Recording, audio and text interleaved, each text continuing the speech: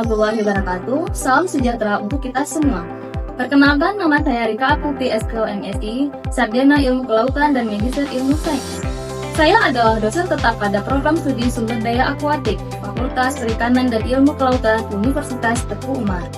Mata kuliah pengelolaan sumber daya perikanan merupakan mata kuliah wajib pada program studi sumber daya akuatik yang berada pada semester 5 dengan bobot 3 SKS, 2 SKS teori, dan 1 SKS praktik. Adapun deskripsi untuk mata kuliah ini adalah membahas tentang berbagai aspek pengelolaan sumber daya perikanan, mulai dari aspek biologis, ekologis, sosial, ekonomi, budaya, teknologi, hingga aspek kebijakan. Adapun capaian pembelajaran mata kuliah ini adalah diharapkan mahasiswa mampu menjelaskan tentang pengertian dan pentingnya pengelolaan sumber daya perikanan bagi keberlangsungan hidup manusia. Mahasiswa dapat menjelaskan tentang aspek-aspek yang harus diperhatikan dalam pengelolaan sumber daya perikanan, seperti aspek biologis, ekologi sosial, ekonomi, budaya, teknologi, hingga aspek kebijakan. Mahasiswa dapat menjelaskan tentang peraturan dan regulasi yang terkait dengan pengelolaan sumber daya perikanan, serta cara mengantisipasi dan menangani masalah yang mungkin terjadi dalam pengelolaan sumber daya perikanan. Mahasiswa dapat menjelaskan tentang teknik-teknik pengelolaan sumber daya perikanan, teknik pengelolaan habitat ikan, teknik pengelolaan kawasan perikanan, teknik mengukur keberlanjutan, serta teknik pengendalian populasi ikan. Mahasiswa juga dapat menjelaskan tentang peran yang dimainkan oleh beberapa pihak dalam proses pengelolaan sumber daya perikanan, termasuk nelayan, industri perikanan, lembaga pemerintah, lembaga non-pemerintah, dan masyarakat lokal. Serta yang terakhir, diharapkan mahasiswa dapat memahami tentang pentingnya pengelolaan sumber daya perikanan yang berkelanjutan, serta cara mengelola sumber daya perikanan secara berkelanjutan dan mempertimbangkan kebutuhan dan kepentingan berbagai pihak yang terkait. Dalam proses pembelajaran ini, saya menerapkan 3 aspek, yaitu Delivery, Interaction, dan Assessment, atau disingkat dengan DIA. Pada aspek delivery, saya menyajikan berbagai ragam materi pembelajaran untuk mahasiswa belajar secara mandiri, sehingga materi yang diberikan dapat diterima dengan baik oleh mahasiswa. Aspek interaction, yaitu kegiatan interaksi ataupun tatap muka antara dosen dan mahasiswa untuk membahas mata kuliah tersebut di kelas, agar tercapainya capaian pembelajaran mata kuliah.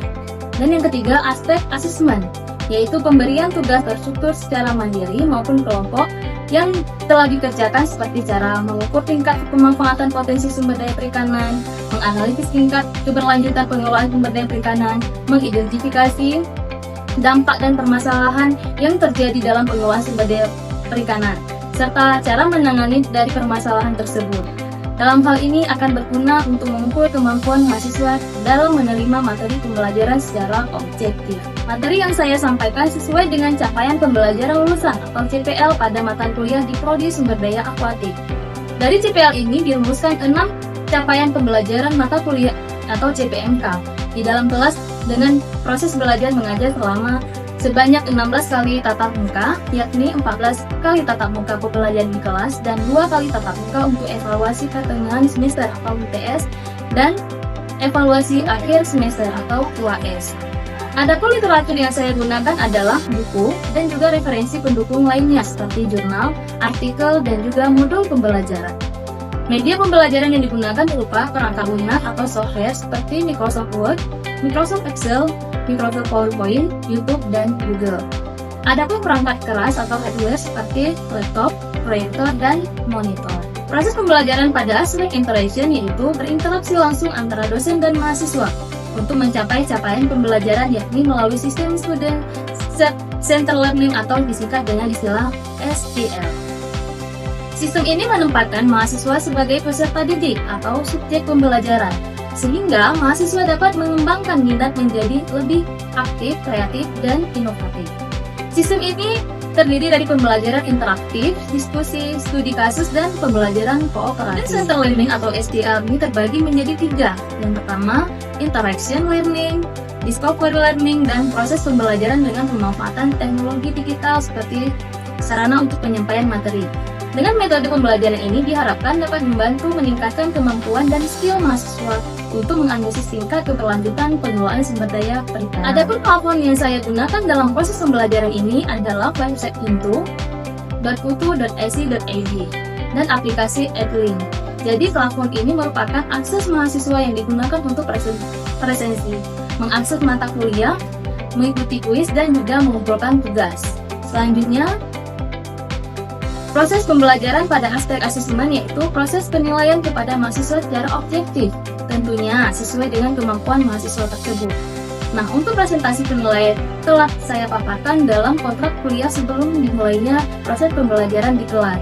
Antara lain, untuk partisipasi 10%, kuis 5%, praktikum ada 35%, ujian tengah semester atau UTS ada 15%, dan ujian akhir semester atau UAS ada 25%.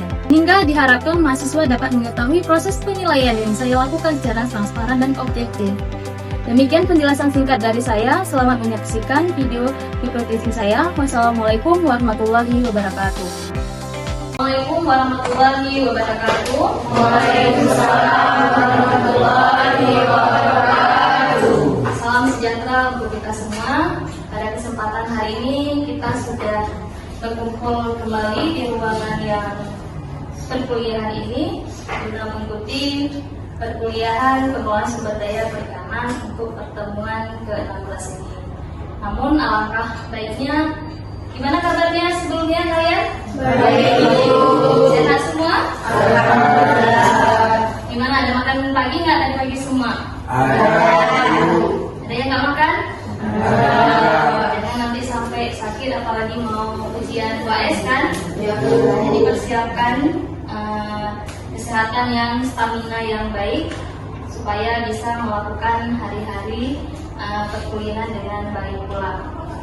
Baik, sebelumnya untuk memulai perkuliahan kita hari ini supaya dapat terberkati, marilah sama-sama kita memanjatkan atau berdoa sesuai dengan keyakinan dan ajaran kita masing-masing selama perkuliahan. Silakan berdoa dimulai.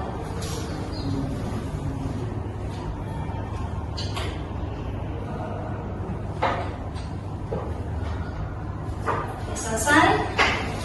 Nah, mungkin saya akan melakukan absensi terlebih dahulu ya dari akun Hito. Untuk MK ini ada yang berhalangan hadir. Saya panggil satu persatu. Ada Lina, Ibu Wahyuni, Ibu Aswarman, Ibu Mulyari, Ibu Desna, Ibu Sindina, Ibu Purnama Sari, Ibu Arda, Ibu Ika Afrianti. Mungkin hadir semua ya? Ibu.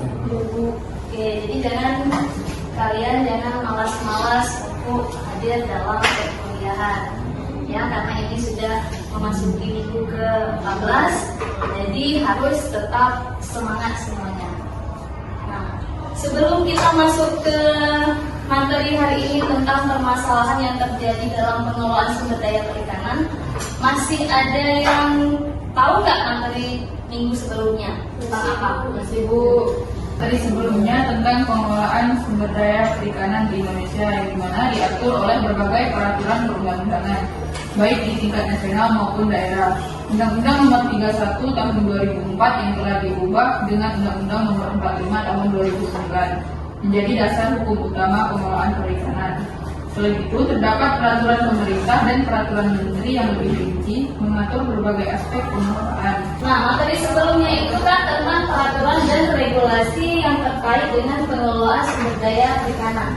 Nah, apa masih ada yang tahu tentang peraturan dan regulasi dalam pengelolaan sumber daya perikanan? Siapa kira-kira? Ini Silakan.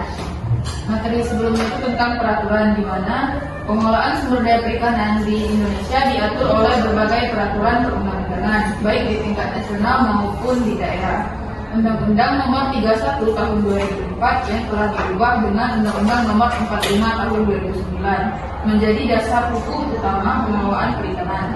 Selain itu, terdapat peraturan pemerintah dan peraturan menteri yang lebih rinci mengatur berbagai aspek pengelolaan seperti penyusunan rencana pengelolaan, pembentukan lembaga pengelola, hingga perizinan dan pengawasan.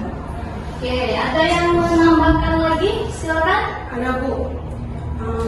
Kemarin kita juga ada mempelajari tentang peraturan Kementerian Kelautan dan Perikanan yang mengatur berbagai aspek pengelolaan perikanan seperti Permen KKP nomor 22 tahun 2021 tentang penyusunan rencana pengelolaan perikanan dan lembaga pengelolaan perikanan di wilayah pengelolaan perikanan.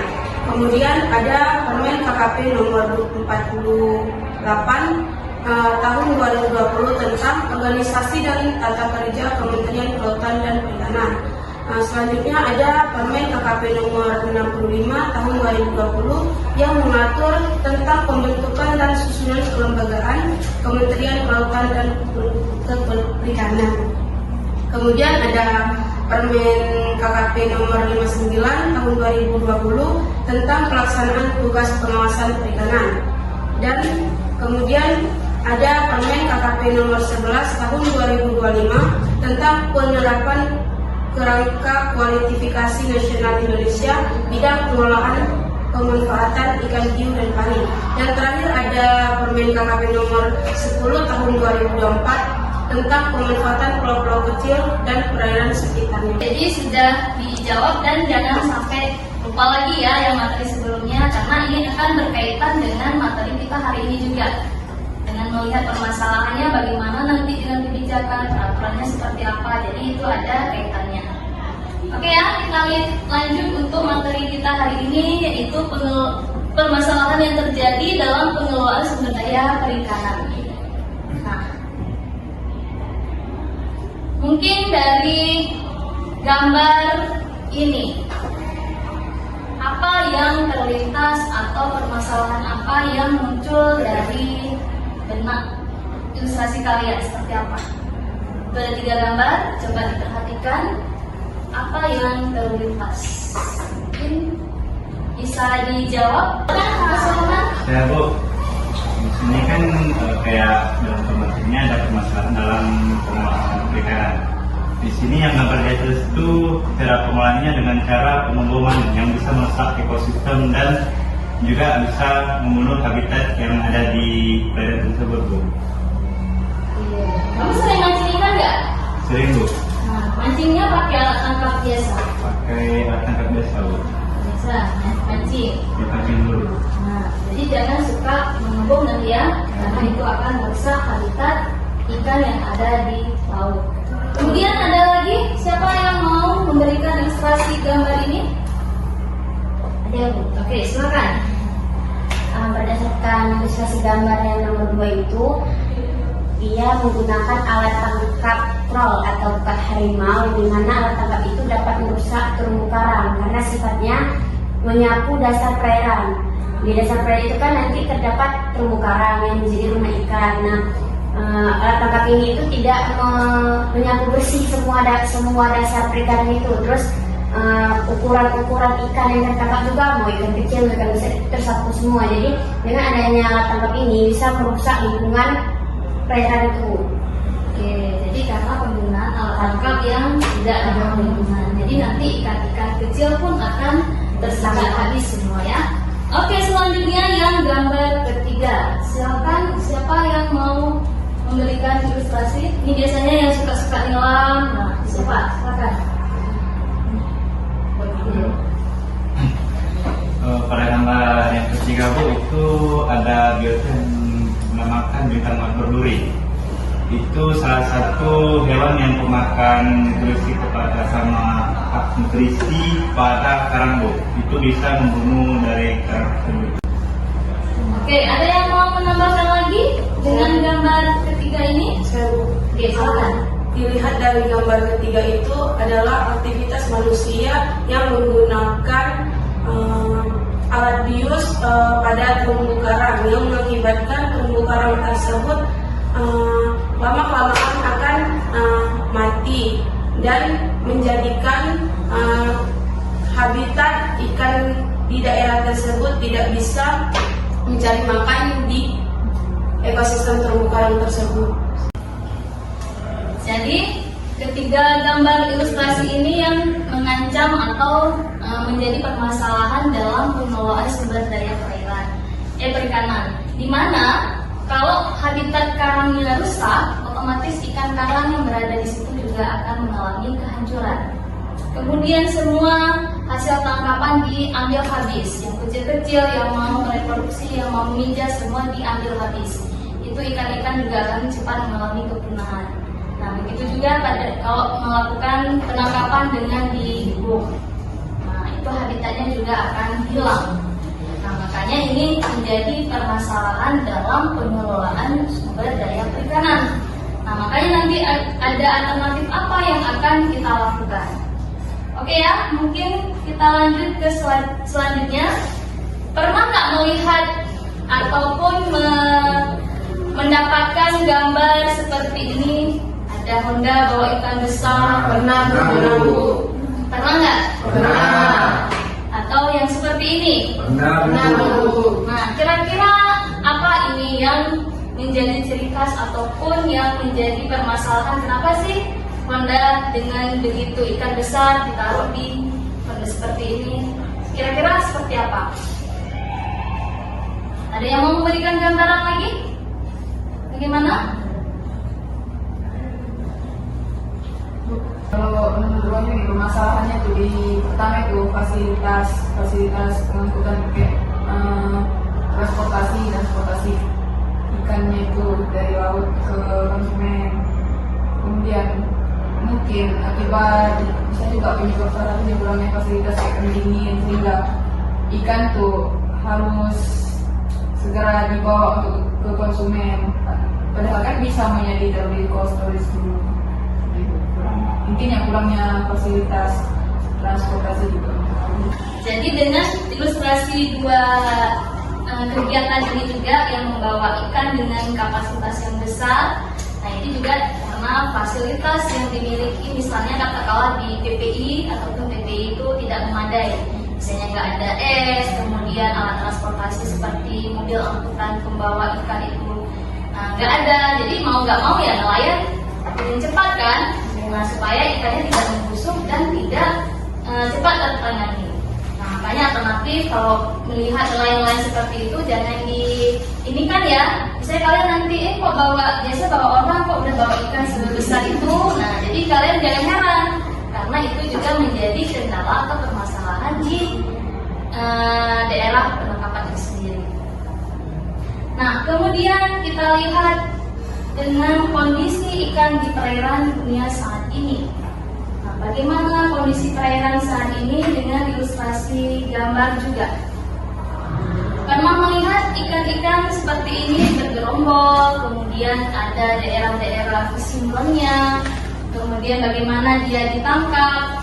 Nah, ini merupakan gambar ilustrasi dari perikanan yang ada di perairan kita. Misalnya kita ini di Aceh seperti apa. Nah, mungkin ada beberapa ikan yang kita di sini masih dalam jumlah yang banyak, tetapi tidak menutup kemungkinan di daerah-daerah lainnya itu sudah mengalami yang jumlahnya lebih sedikit. Nah, jadi hal-hal itu yang mempengaruhi dari kondisi perikanan kita saat ini. Nah, kira-kira ada yang tahu nggak bagaimana situasi perikanan kalau kita bilang dulu dengan sekarang, dari bisa dilihat dari jumlah hasil tangkapan, misalnya jumlah alat penangkapnya. Ada yang mau memberikan gambaran seperti apa? Saya, Bu. Oke, silakan. Kalau misalnya dilihat dari gambaran ilustrasi, Bu, kalau yang dulu tuh alat tangkap yang digunakan nelayan tuh masih sedikit, jadi sumber daya ikan yang ada di lautan tuh masih cukup banyak. Kalau sekarang dari permasalahan yang sekarang tuh alat tangkap yang digunakan tuh sudah berbagai macam alat tangkap. Jadi semakin banyaknya alat tangkap yang digunakan oleh nelayan, sumber daya ikan pun yang ada di perairan tuh semakin sedikit ya, Bu. Jadi gitu. Situasi perikanan dulu dengan sekarang ini sudah sangat jauh berbeda ya. Dengan seperti yang dijawab oleh Desna tadi, bahwa kalau dulu memang alat tangkapnya lebih sedikit, tapi ikannya berlimpah. Kalau yang sekarang alat tangkapnya lebih banyak, tetapi ikan yang ditangkap itu hanya beberapa jenis ikan saja. Bahkan sudah bisa dihitung lah berapa dengan jari kita. Nah, misalnya ada seperti ini juga merupakan ilustrasi kalau kita tanya ke nelayan dulu juga. Nah, mungkin kalau dulu kita lihat toke bangkunya orangnya kecil-kecil sekali, tapi pegang ikannya besar. Nah, berbeda dengan kita ini. Orang toki bangkunya besar, kemudian ikan yang dipegangnya kecil, sedikit, dan lebih kecil dibandingkan kalau yang dulu. Nah, kalian coba perhatikan misalnya ke PPI, nah melihat kejadian ataupun histori seperti ini, nah, akan menjadi sebuah pertanyaan, apa sih permasalahannya? Kenapa ya kok dulu mudah sekali kita mendapatkan ikan yang besar, yang begitu banyak? Nah, tapi kalau sekarang ini, seperti yang kita lihat ini, walaupun misalnya tidak semua atau daerah yang mengalami seperti ini, tapi hampir semua kawasan perairan kita mengalami permasalahan perikanan dalam hal seperti ini. Gitu ya. Jadi dari permasalahan-permasalahan itu makanya kita harus melakukan suatu pengelolaan perikanan. Nah, mengapa perlu melakukan pengelolaan perikanan? Karena ikan ini milik semua orang, bisa memiliki open access ya. Nah, misalnya si aku mau mancing ikan ke laut, nggak ada yang melarang. Kemudian si Aswarman mau mancing ikan di perairan Simeru, nggak ada yang melarang karena nggak ada di kapling-kapling. Kecuali saat sekarang ya di Teluk Jakarta itu sudah pemakaran pagar laut. Nah, itu di luar konteks kita di Aceh saat ini ya. Nah, tetapi kita di sini masih milik bersama. Siapapun boleh mengakses hasil perikanan kita saat ini. Nah, jadi setiap orang itu berhak memanfaatkan atau mengakses hasil perikanan bersifat open access. Nah, kemudian juga karena adanya persaingan. Jadi setiap pelaku perikanan akan berusaha menangkap ikan sebanyak-banyaknya. Dan dengan memanfaatkan teknologi yang selalu berkembang. Nah, misalnya kita dengar ya saat ini banyak pencurian ikan di perairan Indonesia. Nah, karena negara-negara lain itu memanfaatkan alat tangkap yang sangat canggih. Nah, sedangkan kita hanya kadang buat tetek aja pagi-pagi, pulang sore. Nah, dengan hasil seadanya untuk konsumsi seadanya sudah cukup. Nah, tetapi kalau di negara-negara lain itu memanfaatkan semua sumber daya potensi yang ada di perairan kita di sini. Nah, sehingga menyebabkan sumber daya ikan itu akan lama-kelamaan akan mengalami berkurang atau menipis. Nah, makanya akan terjadi nanti berbagai konflik antar pelaku perusahaan perikanan, di mana nanti akan adanya misalnya mengklaim, oh ini hasil saya, oh hari ini seperti ini. Jadi makanya disitulah juga diperlukan suatu pengelolaan supaya tetap terjamin ataupun tetap terjamin sumber daya untuk potensi perikanan secara sustainable. Ada yang mau ditanyakan dalam hal ini? Nggak ada. Oke, kalau nggak ada, mungkin dari permasalahan di sini beberapa permasalahan ini bisa kita rampungkan atau bisa kita sering menjumpai. Yang pertama itu bisa dibacakan satu. Dari beberapa permasalahan yang sering terjadi dalam pengelolaan sumber daya perikanan itu dapat kita lihat bahwa yang pertama itu adalah overfishing dan illegal fishing. Kemudian yang kedua ada penggunaan alat tangkap yang merusak lingkungan perairan. Selain itu, permasalahan yang sering terjadi dalam pengelolaan sumber daya perikanan ialah lemah konflik antara nelayan, lemahnya pengawasan, kebijakan yang tidak efektif, dan kurangnya partisipasi masyarakat. Oke, jadi dari beberapa permasalahan yang sering terjadi dalam pengelolaan sumber daya perikanan bisa kita rangkumkan ya, seperti yang sudah dijawab oleh teman-teman tadi, bahwa overfishing dan illegal fishing itu sangat banyak yang terjadi di perairan kita saat ini. Kemudian penggunaan alat tangkap yang rusak, konflik antar nelayan, kemudian lemahnya pengawasan, kebijakan yang tidak efektif, kurangnya partisipasi masyarakat. Nah, jadi dari beberapa permasalahan ini nanti akan kita carikan solusinya seperti apa. Nah, mungkin di sini akan ada solusi atau cara mengatasi dari permasalahan yang tadi kita sebutkan itu, yaitu melalui pendekatan yang komprehensif yang melibatkan semua pihak terkait dan mempertimbangkan aspek keberlanjutan sumber daya perikanan. Jadi kita harus merangkul stakeholder yang terkait dengan pengelolaan sumber daya perikanan ini. Karena kenapa? Karena nggak semua orang bisa melakukan itu sendiri.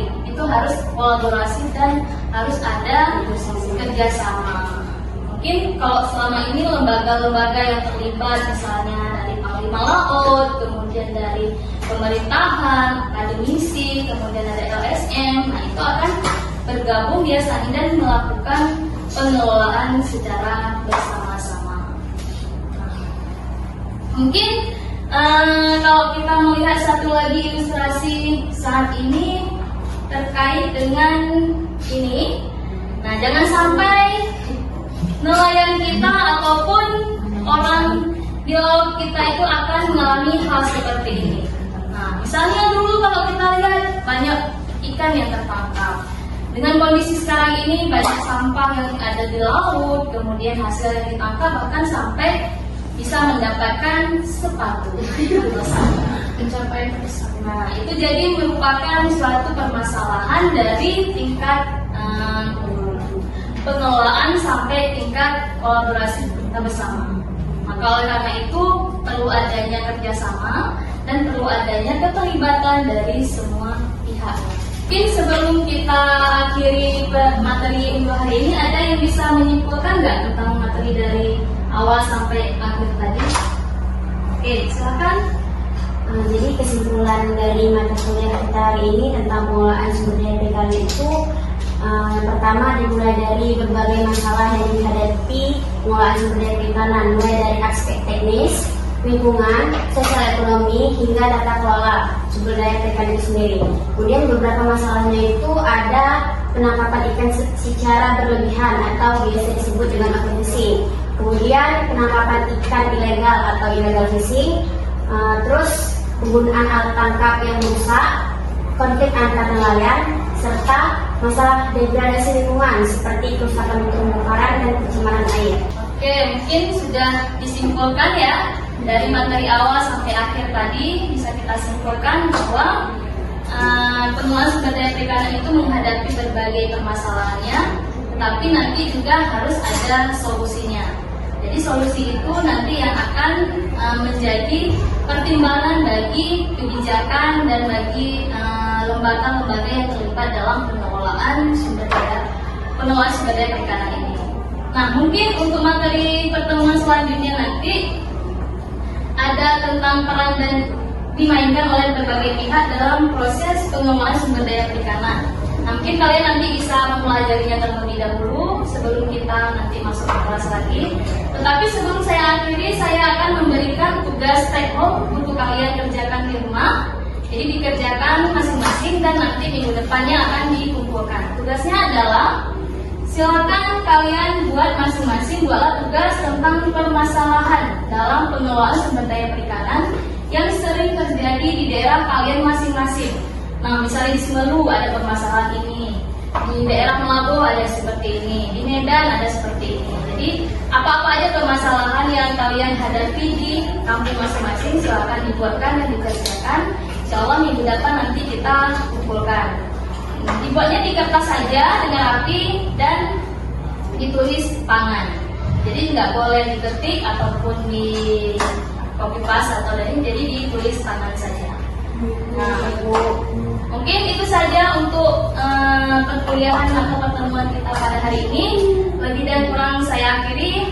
Wabillahi taufiq wal hidayah. Wassalamualaikum warahmatullahi wabarakatuh. Waalaikumsalam warahmatullahi wabarakatuh.